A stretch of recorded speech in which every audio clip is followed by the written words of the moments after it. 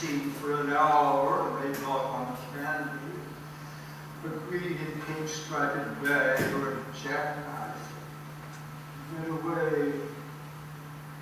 I cannot really be said to have lived at all. And cats die. They lie on the floor and lash their tails, and their reticent fur is suddenly all in motion with fleas that one never knew were there, polished and brown, knowing everything there is to know. Trekking off into the living world, you fetch a shoebox, but it's much too small because she won't curl up now. So you find a bigger box, very early on, and we, but you do not wake up a month from then, 2 months, a year, 2 years from then, in the middle of the night, and weep with your knuckles in your mouth, and say, oh God, oh God.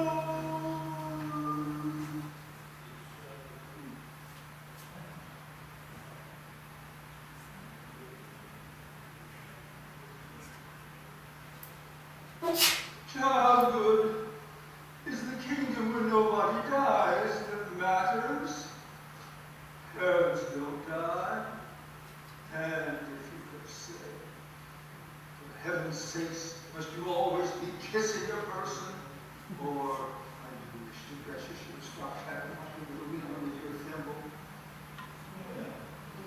Tomorrow, or the day after tomorrow, if you're busy having fun, there's plenty of time to say,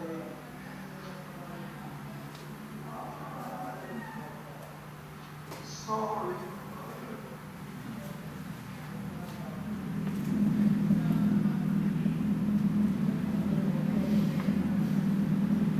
Grown up, to sit at the table with people who have died, who neither listen nor speak, who do not drink their tea. They always used to say that tea was such a comfort. Run down into the cellar and bring up the last jar of raspberries. They are not tempted. Flatter them. Ask them what was it they said exactly that time to the bishop or the overseer or to Mrs. Mason. They are not taken in. Shout at them, get red in the face, rise, drag them up out of their chairs by their stiff shoulders, and shake them and yell at them. They are not startled. They are not even embarrassed. They slide back into their chair.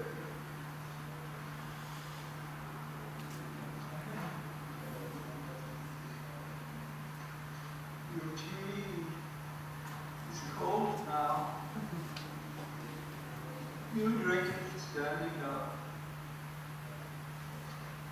You leave the house.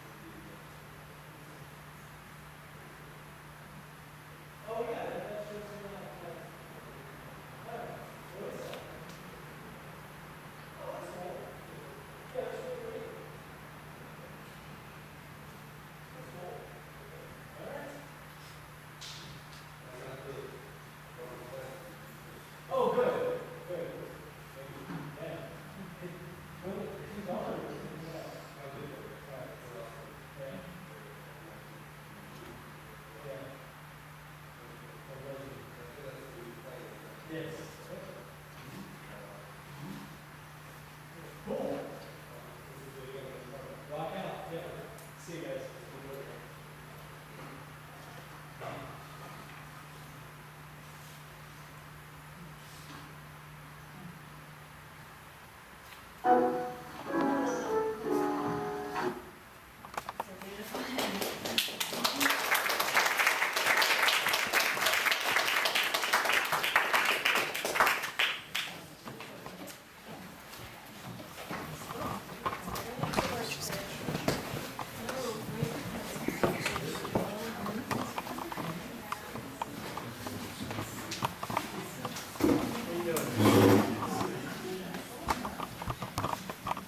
Kat. Is it Ted's birthday today? Tomorrow. It's tomorrow. It is exactly 6 years to the day from his 90th birthday party at the Playhouse. Today. Today. Exactly 6 years from his 90th. That's part of why we chose today. Yeah. It works, it works for people, but also. And did you notice how easily he can move? I mean, he looks tentative because he's acting, but I mean, he can get up, he can get down, he can get up, he can get down, he can get up, he can get down. Yeah, nearly 90. He was what? 88. He was 88 for that film. That film. That was so straight. Okay, one of Ted's requests was to hear a boy alto sing the Lord's Prayer. So this is a version we found online. It's a group of young boys, and it's a beautiful version. So we'll just sit quietly and listen.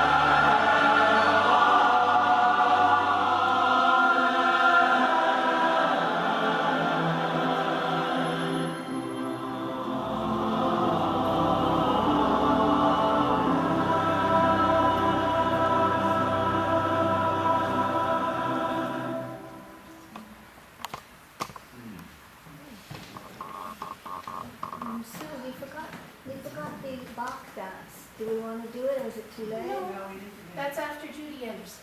Oh, I'm sorry. I thought this was the last thing. No,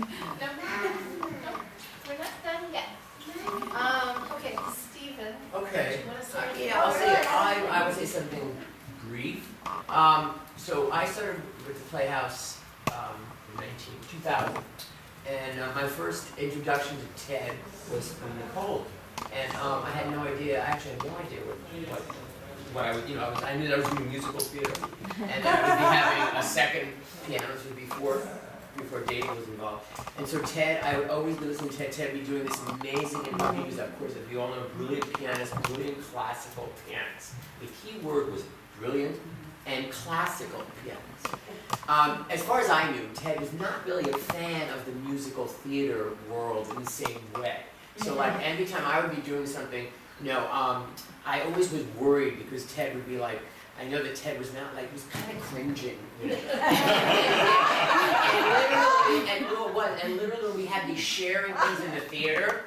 Always, when I would be doing stuff with the kids, we'd be doing, you know, like Ethel Merman, you know, Gypsy or some belting stuff. Ted, when I would be here at the piano, Ted would be right where Cat is, right behind me.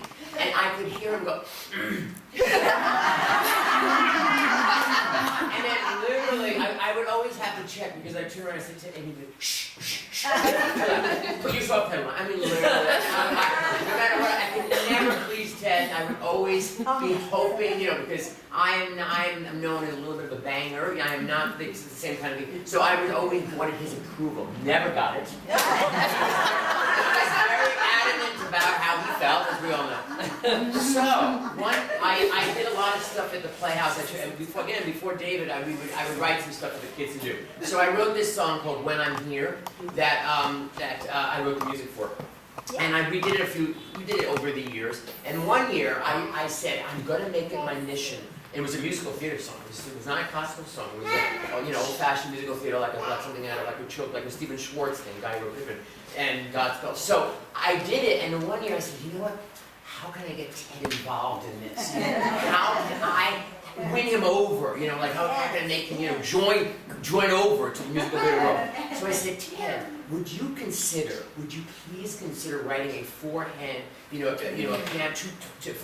four-hand piano version, a classical version of the song?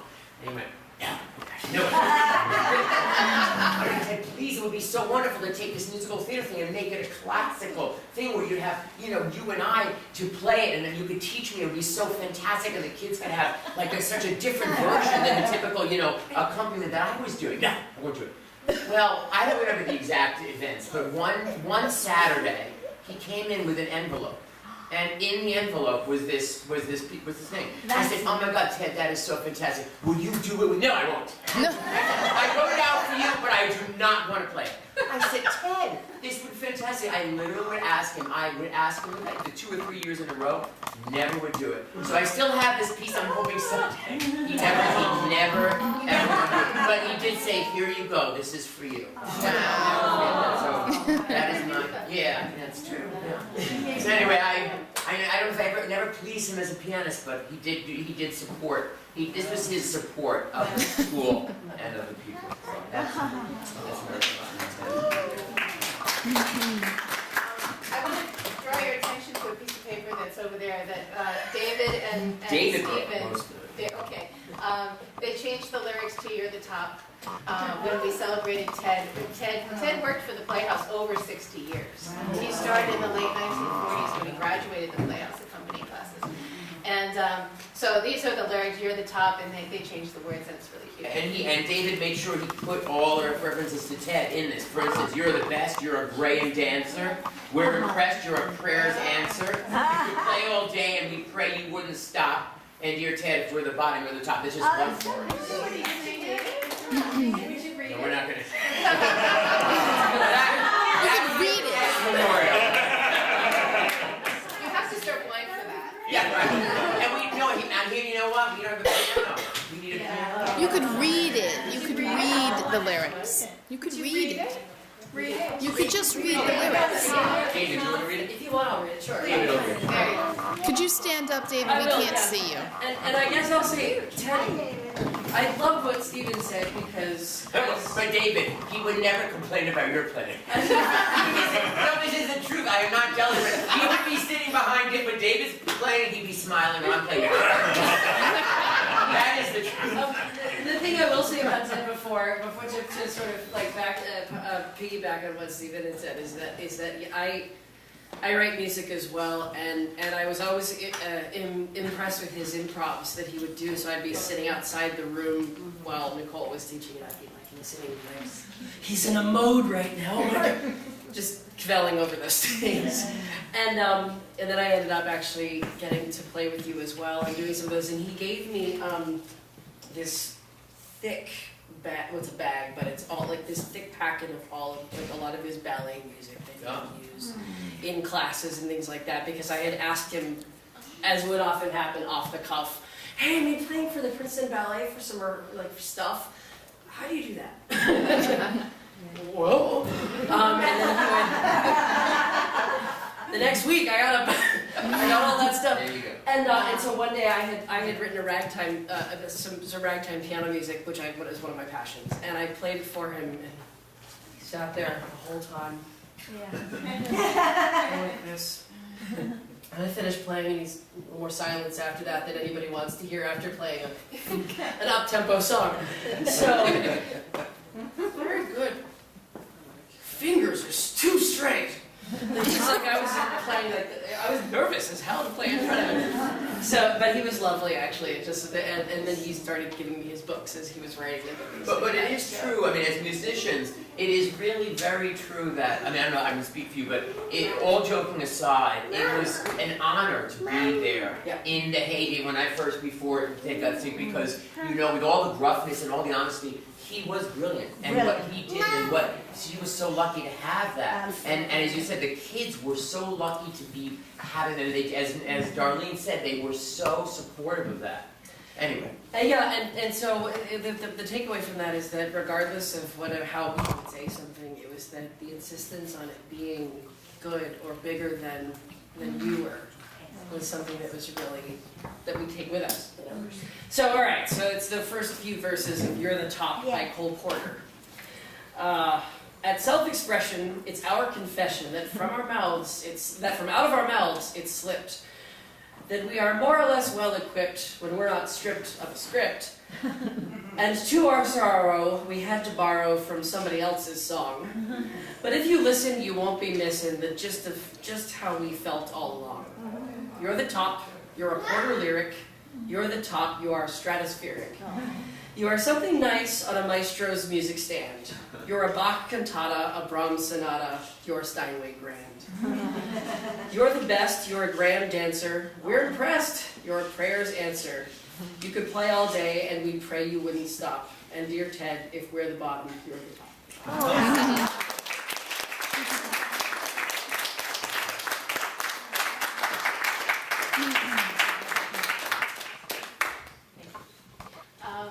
Somewhere floating around here is the little glass paperweight that we gave him on his 60th. So I don't know, maybe Mrs. Blum would like to have that. Maybe Mrs. Blum would like to have that. But otherwise, this is what we gave Ted many years ago. Yep, that's it. That's absolutely it. It says, he had it on his desk. 2007, the Neighborhood Playhouse School of the Theater gratefully recognizes Ted Dalbotten for 60 plus years of talent and loyalty.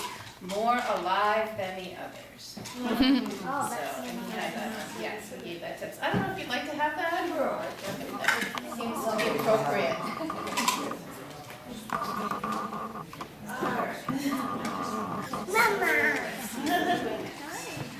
Letter from Judy Anderson.